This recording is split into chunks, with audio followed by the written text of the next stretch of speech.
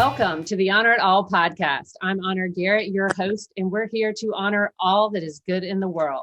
Each podcast, I interview top professionals from around the globe who are making a difference, impacting lives, and creating positive change. Today, we have Marc Hayford, an Amazon 3-time best-selling self-help author. His books, Get Up, 365 Days of Encouraging You to Attack Life, and most recent, Light Up the Darkness, have all hit #1 in Amazon's self-help category, as well as neurolinguistic programming and sports psychology.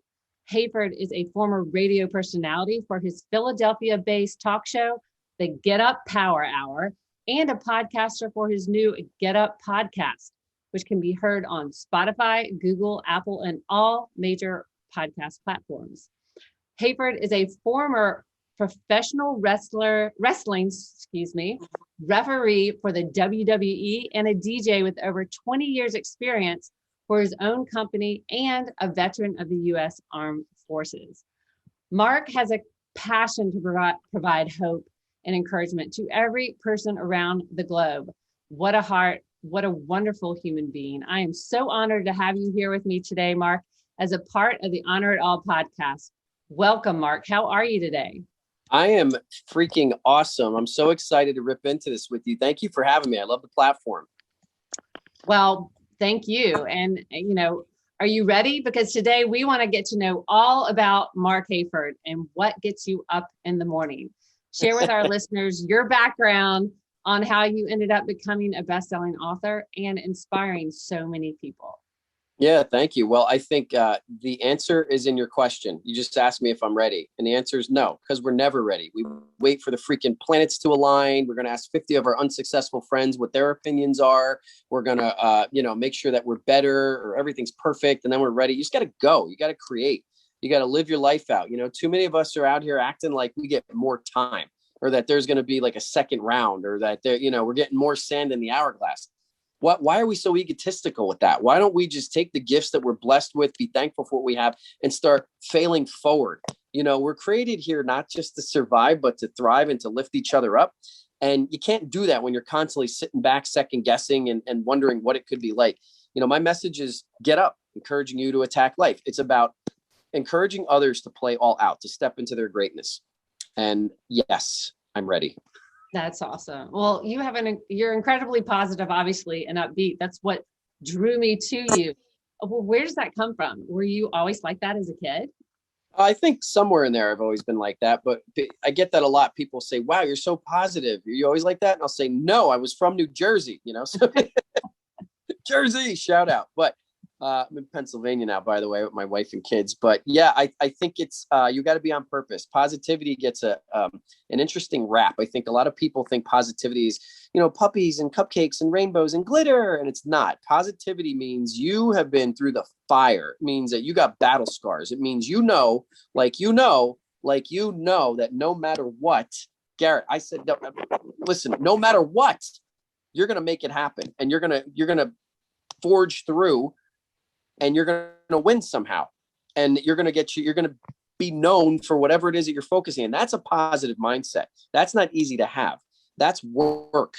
That's like going to the gym. You don't go to the gym once, you do like 50 sit-ups and go, yeah, look at the abs for life, baby. Right. It doesn't work like that. It's repetition. Right. So being positive is about putting in the work, and it's about constantly being self-aware about getting better. You can't have a positive and negative mindset in the same head. It doesn't work like that. So positivity is definitely something that is important. It does take work. You are a mentally strong person if you are authentically a positive person. And, so that was a body of work for me over time. But something that inspires me, I've talked about, is, growing up, my hero was my dad. My dad, he was a combat trained Vietnam veteran, right? Spent a lot of time with me. He wasn't just my dad. We were friends, but then he got sick. At the time I started going to high school, he got MS, multiple sclerosis. And I've watched my childhood hero deteriorate over 3-decade-long journey. And over that was hard. Here was a guy who was, ranked nationally and cross country in his day. And now he can't get out of bed to go to the bathroom. right? And I know that if he was still here, which he's not, he passed away New Year's Day 2007. I know that he would trade places with me or anybody like that, right? So who am I to play small? Who am I to not live out loud? Who am I to not try to make my mark and encourage others to do so? I'd be doing a disservice. I wouldn't be speaking my own life and truth. And, so that's a big catalyst. Do I not always feel like it? Am I not always 100%, or do things get hard? Yeah. But you know what? That's life. And we got, while we're here, we got to live it. And, when it's all said and done, at some point in time, there's going to be a tombstone. What's it going to say? And I would like to think that, you've heard it before. You got a start date, you got an end date. In the middle, you have a dash. What's your dash going to represent? I want my dash to represent that I played all out, and I've encouraged others to do that. And there's going to be some great things coming out of this life. Let's leave it better than how we found it. Well, that really makes me think about also your athletic mentality. My husband, John, is a football coach. And as you know, as a football coach yourself, it's so important to keep your players motivated. But I really think the real gift is inspiration. I mean, it's a skill to be able to teach motivation, but it's an art in order for you to get your kids, your players, the people that you touch to really find their own inspiration, because that's what comes from within. So, I mean, and you have an innate ability to do this.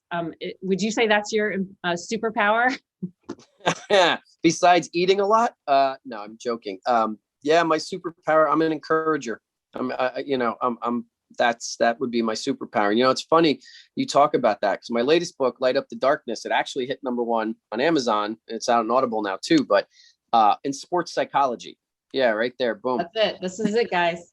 And it's interesting because it's not necessarily a sports book. I mean, it also charted in self-help. It charted in neuro-linguistic programming, or NLP, which is, neuroscience. Basically, it's rewiring your brain the way you want it to, with the messages and programs that you want.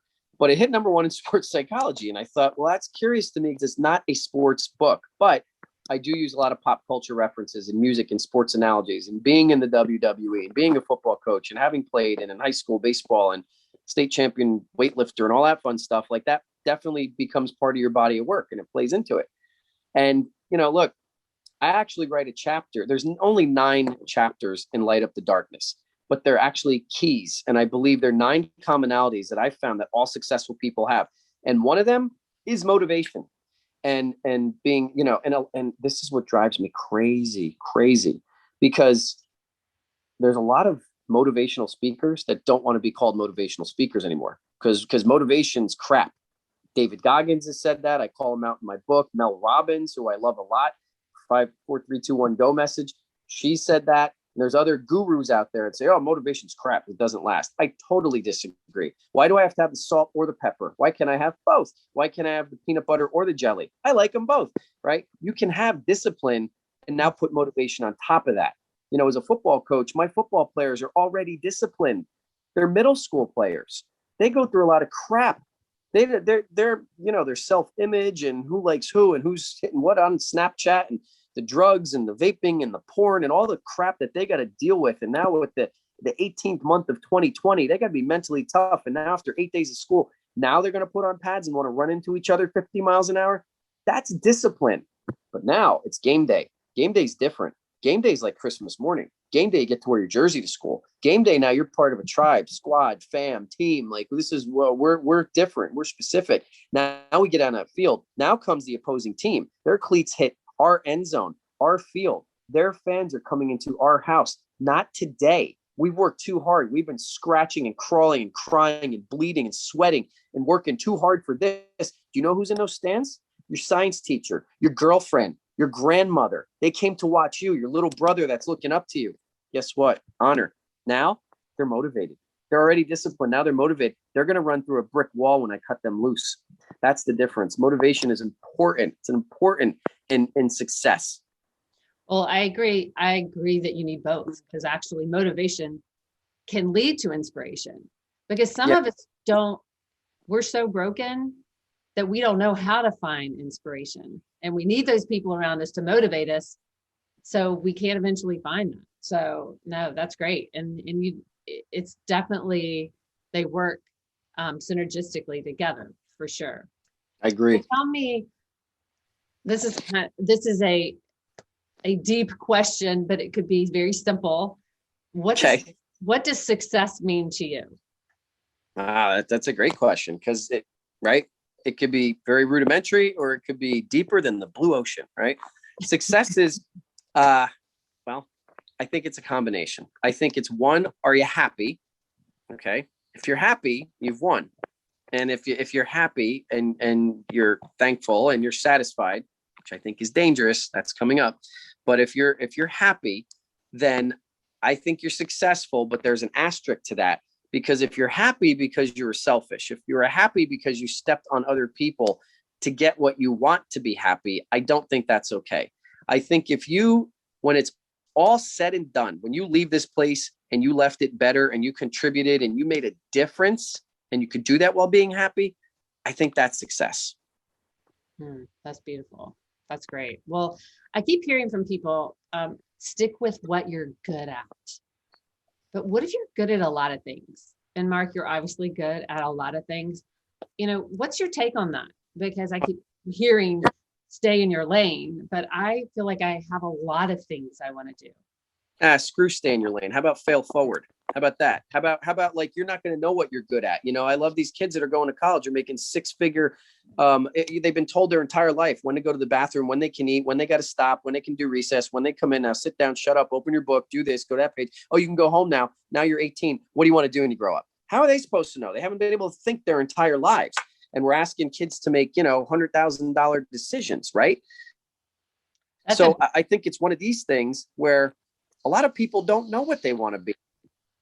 Yeah, I know people in their 50s that don't know what they like because they haven't explored. You got to explore. You got to try new things. The broccoli may suck or it may be magnificent, but I don't know it if I don't try it. So I got to try the broccoli, right? I still don't know what I want to be when I grow up, and I'm 54. It's okay. I've heard Bob Proctor talk about this. He said when his grandmother he said he figured her to be around her 60s. She said, I'm not going to be here long. Not going to be here that long. Not going to be here that long. And she said it for years and years and years. She finally died at the age of 94. That was a third of her life saying, I'm not going to be here long. And then he had a friend named Bob. And when they graduated high school, Bob died in a car wreck. And if you ask Bob probably would have thought he had at least another half of a century. So we don't know how much time that we have. And we're not guaranteed anything. And that's why I encourage people with Get Up and Light Up the Darkness to play all out and to really speak to their true selves. And to be honest with you, just to try things, and lean into the things that you're passionate about. Lean into the things that you find out that you do like. The truth of the matter is you can rewire your brain to the twilight of your life. And most people hear that, oh, you can't teach an old dog new tricks. That's total crap. It's total fabrication. Your brain is willing to learn. It's craving to learn, to grow, to shapeshift, to change up until the end of lifetimes. Absolutely.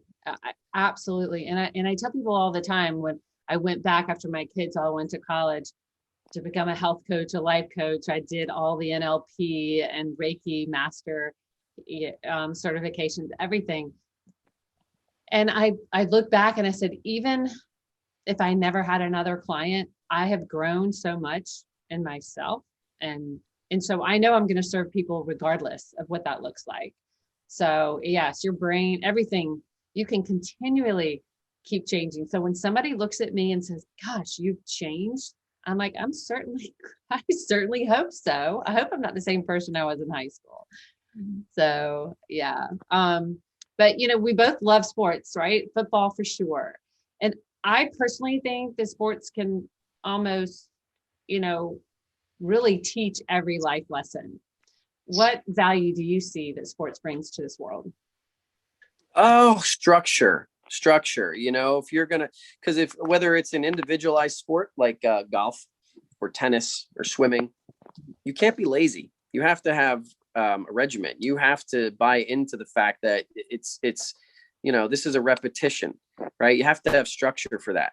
If it's a team sport, well, now it's even messier. When take American football, for example, there are 22 people on that field. That's 44 feet and hands and eyes. And there's a lot going on there. And you got to know how to do your job and when to do it and how to do it and how to do it better, you know? And so I think sports is, I think every kid should play some type of a sport, not just to even mention what it does for you, for your mental wellness and your mental health, as far as releasing endorphins and the confidence factor and self-image and all that, but just in the sense of really being able to learn how to create your own success, to create team success, to have structure in your life, because when you're done playing that sport, you can carry that over. There's so many lessons I learned in playing sports that I really just carry in life with me today.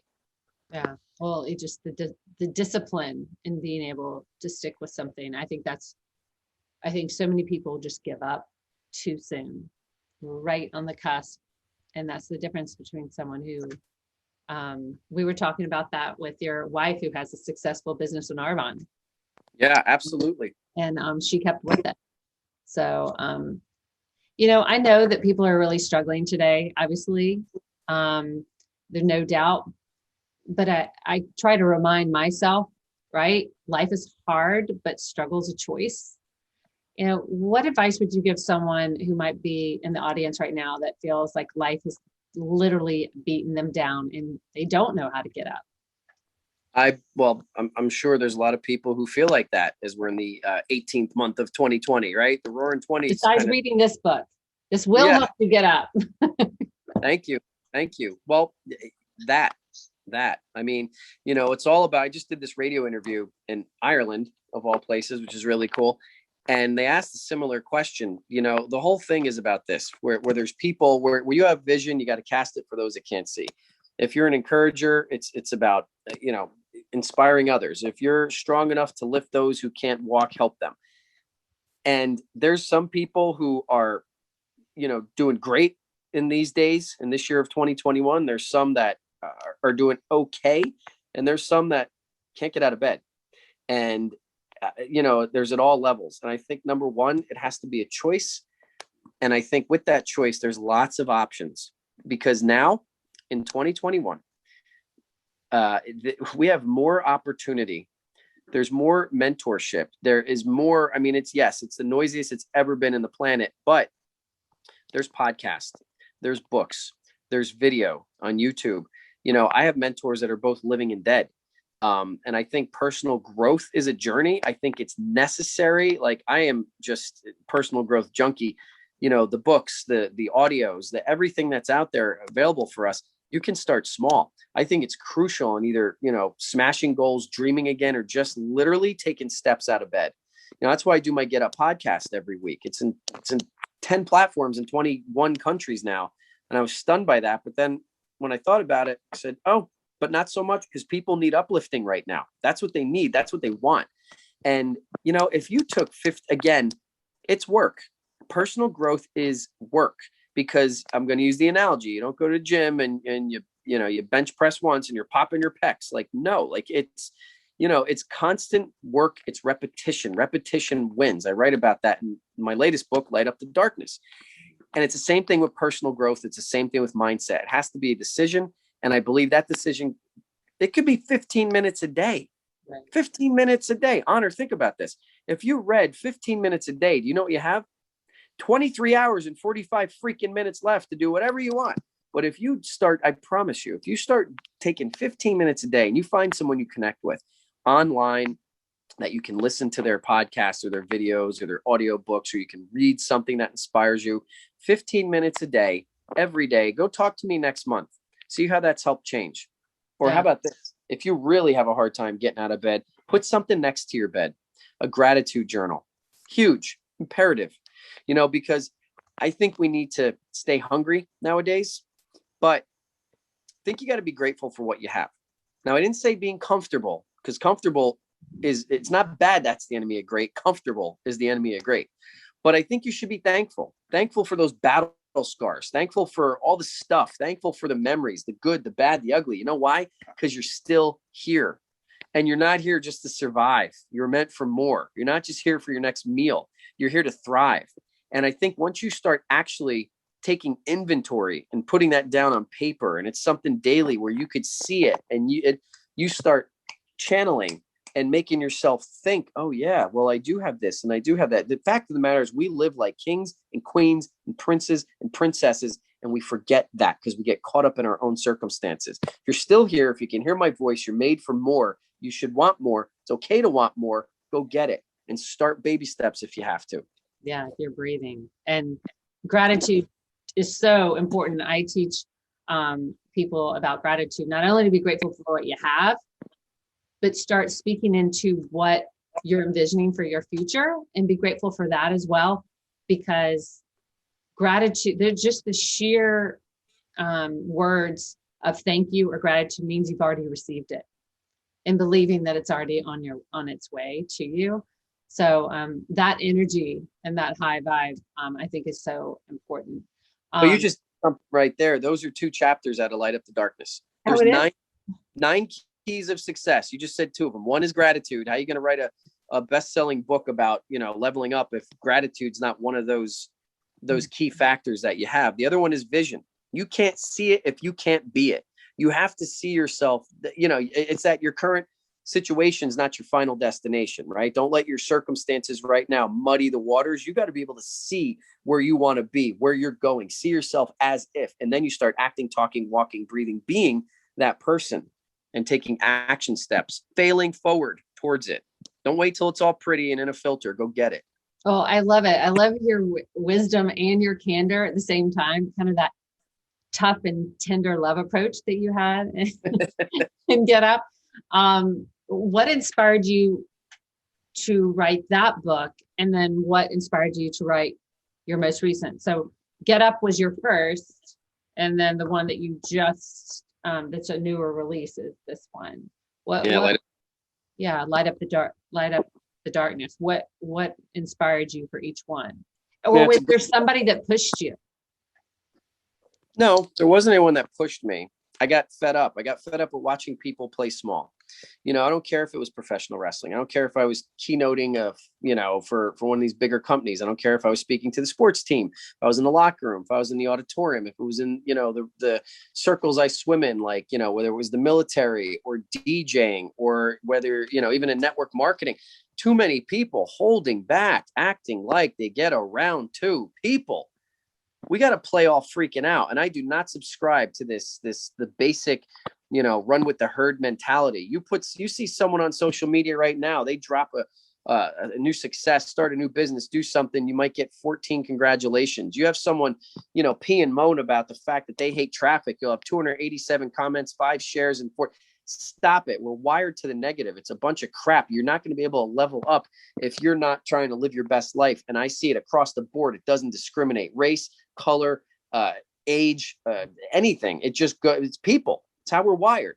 So my mindset was, I have a message. I want to encourage. I don't want to follow that garbage. I want to implore people to live their best lives while they can. Because you know what's scary? Regret. Being 95 years old and looking back on your life. I've never heard someone on their deathbed say they wish they could have done more spreadsheets. That's not what it is.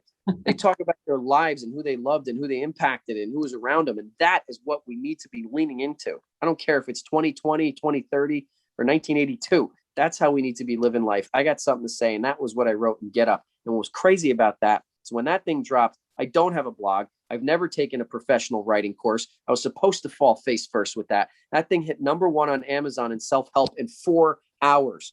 4 hours. And that tells me, and I'm yelling at you with love, because that tells me that people care and people want it and people need that message. And I'm sorry, my phone's blowing up, so I don't know if that's distracting this, but that's where Get Up came from. Light Up the Darkness was a little different because now we're 3 books in. Now we're a radio program in, we're podcasting in, and I was awakened in the middle of the night, the beginning of the pandemic, when we were locked down here in the States. And here's the thing, and I write about this whole process in the beginning of Light Up the Darkness. I woke up, it was like middle of the night, and I was wide awake, just like I would be in the middle of the day. And what I've realized is this: it's not about, for me, It wasn't about I was anxious or scared or anything. I've had a couple times in my life where I was awakened out of a sleep and I realized that I'm about to receive something. I need to pay attention. I need to listen. And it just came to me.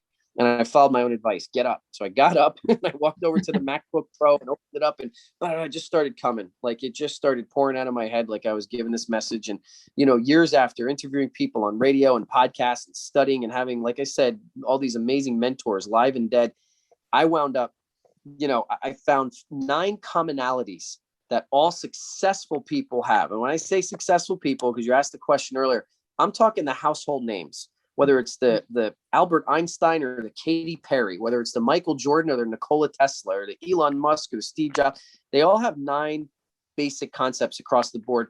And I write them in 9 different chapters, which I call keys and light up the darkness. So that dropped in the summer of 2020. That did amazing on Amazon. And I'm so grateful for everybody that supports my mission, the books and all that. And now it's out in Audible too. So you can listen to the experience, which I've been told is different, but cool. So I also have the audio of Get Up because it's, I don't know. I like to listen when I can't read and walk at the same time. So I had to download. Yeah, got it. So, we met in Clubhouse or in Instagram and Right. I think it's so, a lot of people have negative things to say about social media, but I look at social media like money. Money's not good or bad. It actually is what you do with it. Right. I mean, if you are, are you spending it on fancy cars or are you feeding the homeless? Like, what are you doing? And so to me, social media, especially Clubhouse, has literally opened up not just the entire world. And so tell me, tell our audience kind of what you're doing on Clubhouse and making an impact there, because it's pretty amazing and pretty special. Yeah, thank you. I love your analogy. Yeah, right. All social media, it's fire. Fire burns down a forest, or it can heat up food to feed your family. What do you do with the fire? And so it's social media. It's all perspective. What are you going to do with it? So on Clubhouse, how we met is we do a mental wellness safe zone once a week. We have people come in. I run the podcast. They do the live studio audience through Clubhouse, which I think is great. And now it's iPhone and Android, so everybody can join the party. It's great. We do a mental wellness room where people come in and I feel that I'm only really good at a handful of things. And one of those is pulling great people together and being able to sit with those people and surround myself with those who have encouragement for others, that have different backgrounds, credentials, credibilities, life experiences. It's important to lift others up. And, we've done once a month, we do a mental wellness marathon through Clubhouse. And wow, they've been 14 and a half hour bangers, and then we do the podcast after that. And incredible when people come up and share. Some people have popped in just to say, hey, I saw the title of the room. It's freaking dope, man. Good. Keep going. I love it. And other people come in and they're like, this is heavy and I got to share this. Some people just have a question for some of the professionals that are on the boards. So, again, I don't care if it's LinkedIn, TikTok, anything in between. You could use it to spread whatever message you want. Do it. Right. That's awesome. Well, tell me what's next on your horizon. You're always encouraging other people to find their big dream. Like, what's the vision for your future?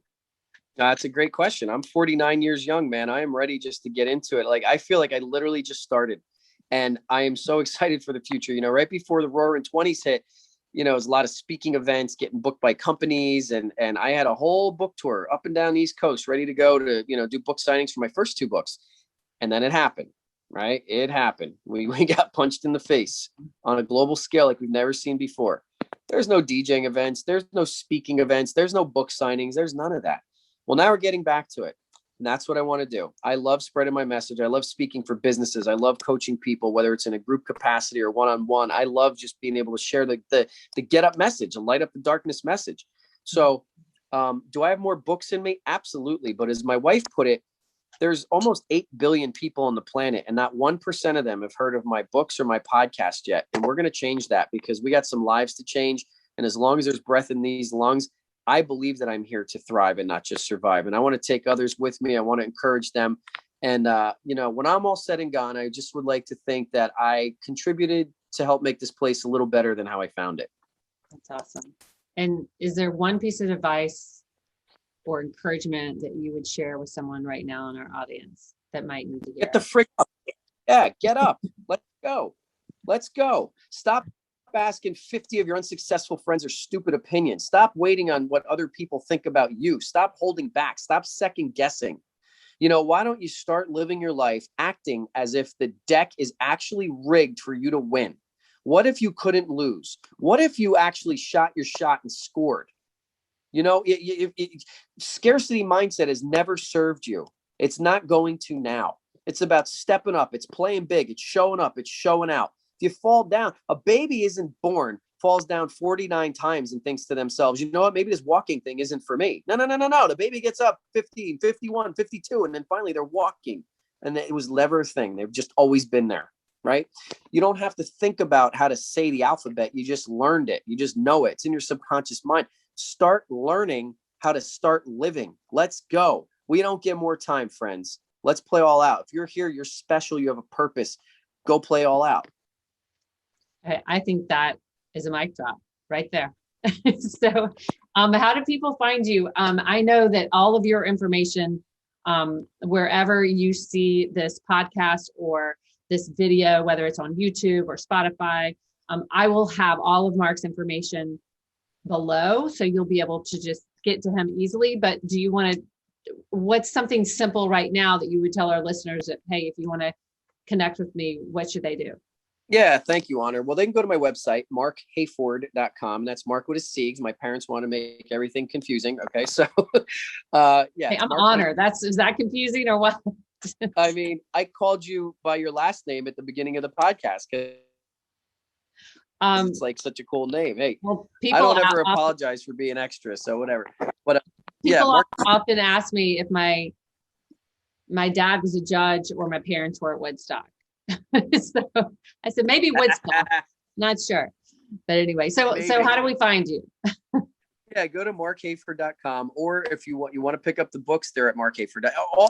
Marchayford.com is the hub, but the books are on amazon.com. It's Get Up, Encouraging You to Attack Life, 365 Days of Encouraging You to Attack Life, which is a thought of the day type book. And the latest one, Light Up the Darkness. You guys all put it to #1 on Amazon. Get Up Army. I cannot thank you enough. If you want to hear the podcast, the Get Up podcast, it's wherever there's podcasting platforms, Apple, iTunes, Spotify, Anchor, it's all over the place. And as far as booking, speaking, coaching, training, that's, you can just email me. All the info's through marchayford.com. And I'm on all the social medias too, intentionally. So you can hit me up out there. I'm easy. Well, Marc, I appreciate it. You are just really, honestly, so motivating, so inspirational. Guys, you have to get these books. Like I was so excited when I got them in the mail, and I couldn't put it down yesterday. So I've got a lot of gems. So, and I haven't read this one yet, but I know if it's even a fraction of as special as this, it's going to be amazing. So everybody, get your books. Just keep your eye out for Marc Hayford, because he's going to be a household name. He's already on his way. So thank you so much for watching the Honor It All podcast. And until next episode, we'll see you soon. Have a great day.